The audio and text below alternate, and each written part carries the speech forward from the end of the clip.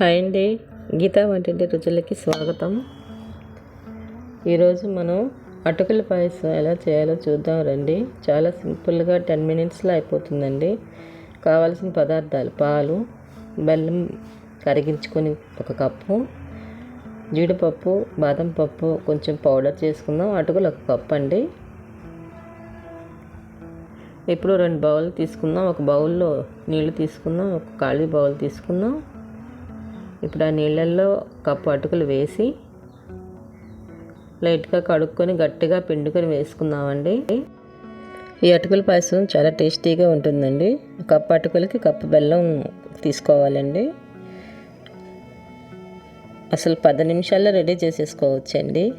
మనకి ఎంతో ఈజీగా ఉంటుంది. బెల్లం కరగబెట్టుకోవడం, పాలు కాగబెట్టుకోవడం చేసామంటే మనం స్టవ్తో పని లేకుండానే పాయసం రెడీ చేసుకోవచ్చండి.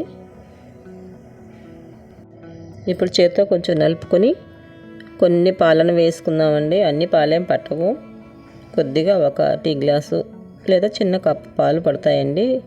కొంచెం మేగడతో కూడా వేసుకున్నామంటే ఇంకా టేస్ట్ బాగుంటుందండి. కొద్దిగా అలా కలుపుకుంటే మనం నీళ్ళల్లో పిండి వేసుకున్నట్టులే కాబట్టి పాలను కూడా తొందరగానే పీల్చుకుంటాయండి. ఇప్పుడు మనం బెల్లం రసాన్ని వేసుకుందాము.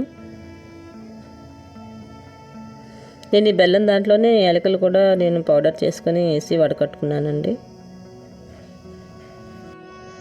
మనం బెల్లాన్ని కరగబెట్టుకొని ఇంకొంచెం దాని మీద 4-5 పొంగులు రానిస్తే సరిపోతుందండి.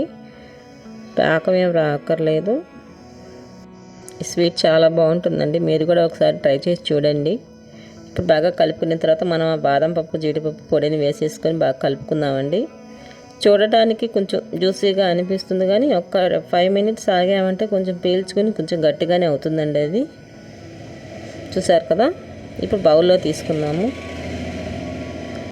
ఓకే అండి, టేస్టీ అటుకుల పాయసం రెడీ అండి.